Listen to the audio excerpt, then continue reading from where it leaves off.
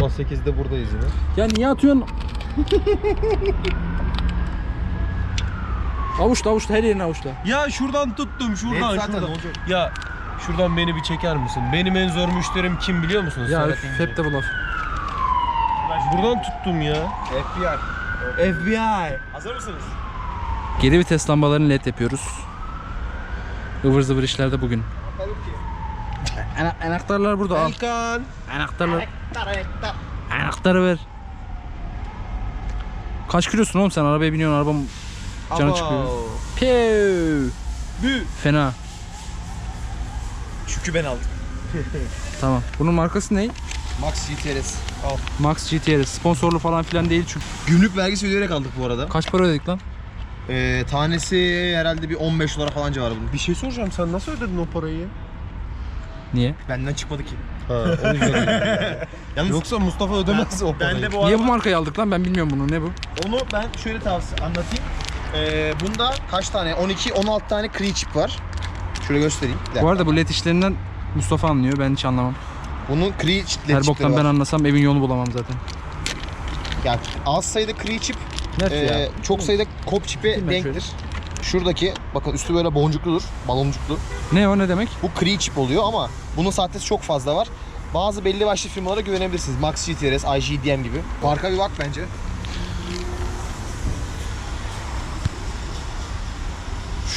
Şura yeni, bura eski. Gece de çekeriz. Çok açık belli zaten bence renkler. Ve stopların rengine çok güzel uydu bu. Bir de ben bunları modülden programlayıp Follow Me Home olarak da kullanıyorum, geri vitesi. O yüzden böyle şeyin içini aydınlatması güzel olacak, otoparkın içini. Şeyle de uydu, aşağıdaki plaka ledleriyle. Öyle ıvır zıvır işlere devam ediyoruz. Takılacak zaten. Ha şimdi. Kapına şey alır mıyız ya? Telif yer misin bu şarkıyı? Bu şarkı otomobil kanalında kapına köleyim söyledi diye telif yer mi? Bizim versiyonla söylemeyelim de. İyi, güzel oldu. Arkaya yapacak başka bir şey kalmadı bu durumda. Egzoz gelecek. Egzoz hazır. Kocaman ellerimle şu kadarcık yere girme. Şakın tünele girme şeyi var ya, giyi. Onu buraya koysak ayıp mı olur? Şu yenisi, eskisi normal ampul. Bak bir saniye. Ben ucundan tutuyordum. Bana o kadar laf ettin. Adam avuçlamış böyle Arkadaşlar mıncırmış. LED ampulü mıncıklayabilirsiniz çünkü patlama ihtimali yok. Patlaması Gazlı değil, derdin değil. patlaması değil ki. Derdimiz El Grande Serhat İnci'nin bunda parmak çabuk ol izlerini ya. sevmemesi. Şunu al benden. Şimdi düşer de. Sen ne, Düşman götüne. sen ne tribe girdin lan? Bu arada bakın arkadaşlar, Hella bu krom stopun içine gördüğünüz gibi diadem sinyal koymuş.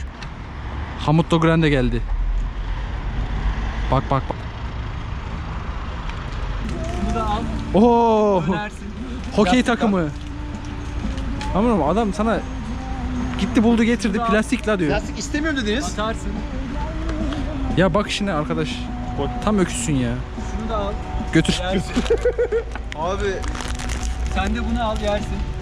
Oradan çok çirkin bir şey çıkacak. Birimizin götüne Bitti, gidecek. tamam. Adam adam Noel Baba gibi geldi ya. Uf. Vay, toş. Toş oldu arkadaşlar.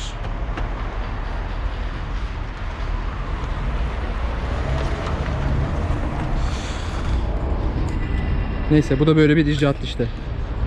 Reis geliyor. Heykelini yapsalar beton yetmez. Ha. Nereye beton yetmiyor onu biliyorsunuz. ben çizgili takıma çok bayıldım. Evet, Gio tarzı. 01 Adana eşofman üstü. Sen konuşma Soner. Millet merhaba, Yücel abideyiz. Bugün egzoz günü.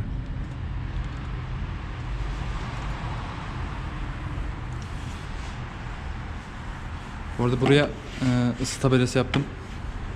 Böyle kendine yapışkanlı, yanmaz bir malzeme bu. Burası alüminyumla kaplı olduğu için kaput hiç ısınmıyor artık. O sayede hem boyasını korumuş oluyoruz hem de bu ısı transferi daha efektif sağlanmış oluyor. Downpipe hazır. Onu yapacağız. Yücel abi hazırladı. Son bir 15 gündür falan hazırlanıyor. Sporkat nerede abi? Onu da göstereyim. Bu da spor katalizörümüz. Büyük girişli, büyük çıkışlı. İçi biraz daha normal katalizöre göre daha geçirgen bir yapıya sahip.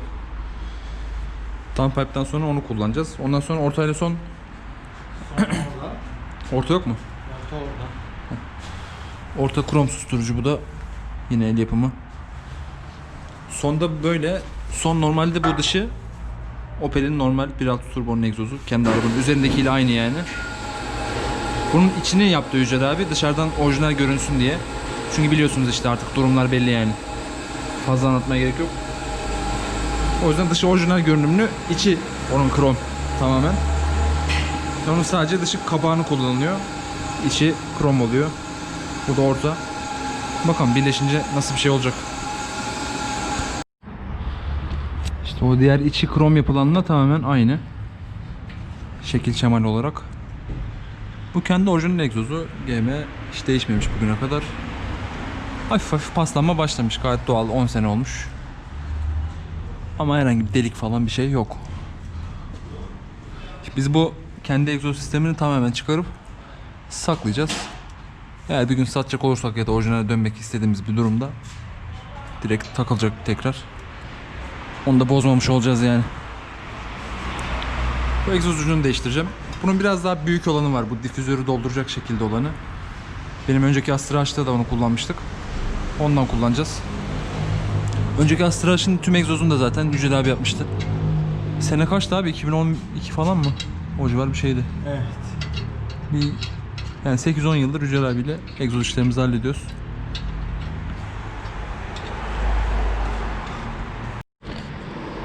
Şu ara boruyu falan Yücel abi hazırlamış akşamdan. Yücel abi zaten 1.6 turbo herhalde Türkiye'de senden fazla yapan yoktur. Egzoz anlamında. Ankara'da çok 1.6 turbo GT'si. Evet. Ankara'da da yani bu iş yapan 3-5 tane yer var.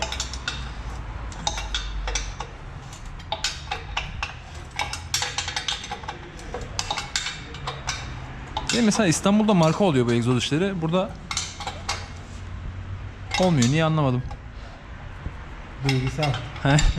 Tabii insanlar aynı şeye 10.000 lira verince böyle bir şey oluyor yani. Şurada yaptırdım demek istiyor da. Şimdi şey de söyleyeyim. Setup'ı baştan özetleyeyim, sonra defalarca soru geliyor.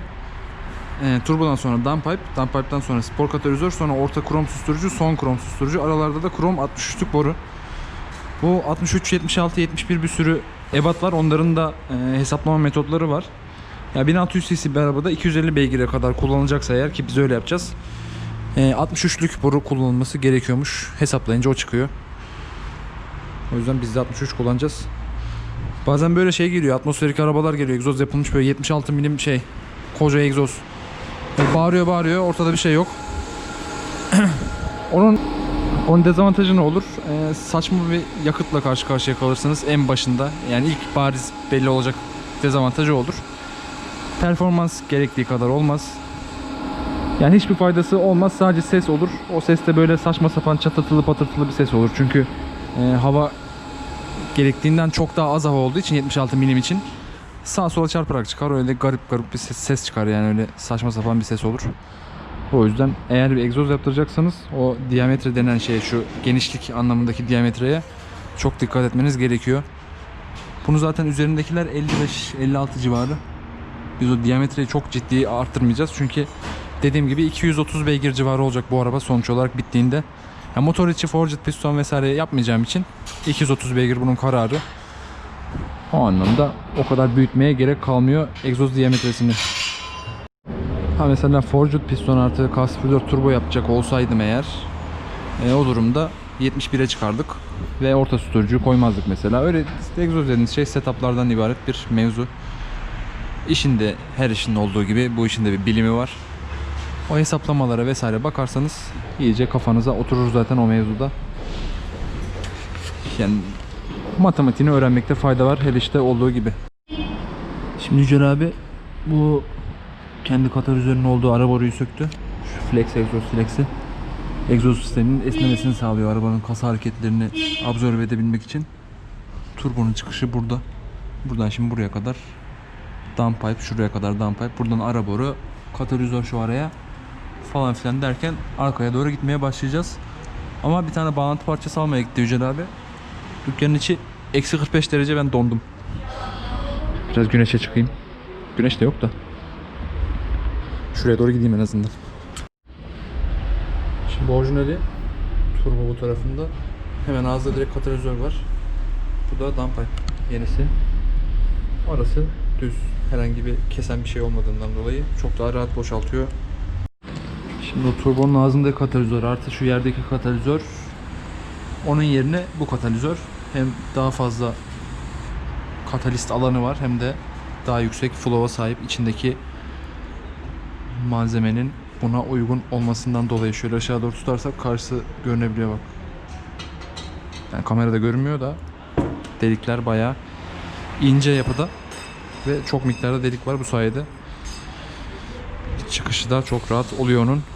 Egzoz sisteminin ne kadar rahat çıkış olursa o kadar fazla yeni havayı motora emebilir. Ne kadar yeni hava o kadar verimli yanma, ne kadar verimli yanma o kadar güç demek. Böyle bir döngüsü var egzozun. Ama işte bir yandan da belli bir seviyeye kadar geri basıncı tutması lazım. Şöyle daha net görünür diye buraya çıkardım. Şu işte orijinali. Bu downpipe. Aynı boğaz aynı şekilde dönüyor falan filan. Hani o işin işte bu ağızdan çıkışta bu kadar büyük bir engelin olması emisyon anlamında faydalı ama arabanın performansı anlamında tamamen bir engel. Ondan bu sayede kurtulmuş oluyoruz. Oksijen sensörü sıcakmış. Yok yakmadım. Bıraktım hemen. Yaktın mı yoksa? Yok ya bak. Bıraktım hemen, sıcakmış. Şu taraf soğuk mu? Bu taraf soğuk. Şu oksijen sensörü için burada bunun da yeri var. Zaten orijinalde de oksijen sensörü aynı yerde. O ilk oksijen sensörü, bir de katalizörden sonra oksijen sensörü var. İlk oksijen sensörü arabanın çalışmasını kontrol ediyor. İkinci oksijen sensörü de ikinci katalizörün durumunu kontrol ediyor.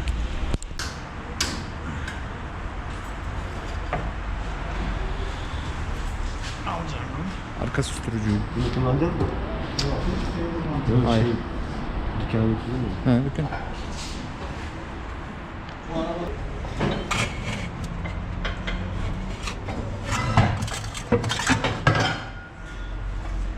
Satılıp GT egzoz. Yok lan, ne satacağım. Dur yere koysana bir. Şurada da orta susturucu var bak karşıda.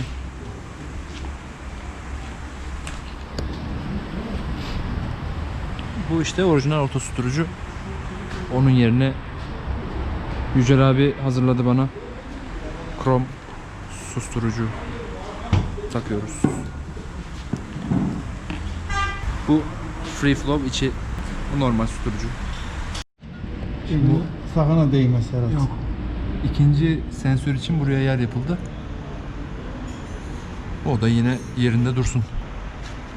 Buraya kadar geldik. Alttan göstereyim, şu downpipe'dan sonra burada bir flanş var.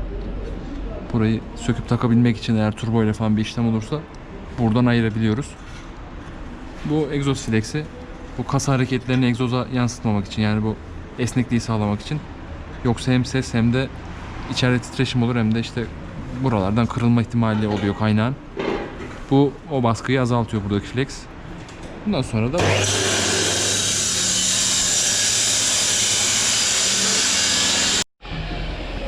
buradan sonra da buraya spor kat, buraya orta susturucu, sonra da son susturucu gelecek, işlem bitecek.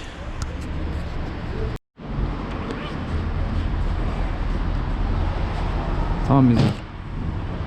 Arkadan bu AMG stili, bizim eskisinin biraz daha büyüğü. Şu son susturucu anlatmıştım az önce. Buradan böyle ara borularla 63'lü krom geliyor ortaya kadar. Krom orta susturucu, spor kat ve downpipe. Setup tamam. Az sonra çalıştıracağız. Bugünü de böyle egzoz montajıyla geçirdik. Şimdi de yıkayayım.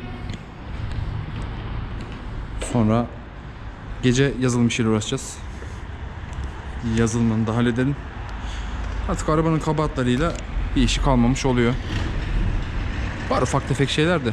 Öyle arabayı yapma anlamında bir şey değil. Bu cim modülü arada bozuluyor, bazı tıraşlarda olur. Gidip onun bir işlemini yaptırmam lazım. Zaten ufak tefek bir iş. 2 tane lehim mehim işleri. Onlar yapılır. Şu egzoz ucunu sevdim. Güzel oldu. AMG tip. Öyle. Hadi bakalım.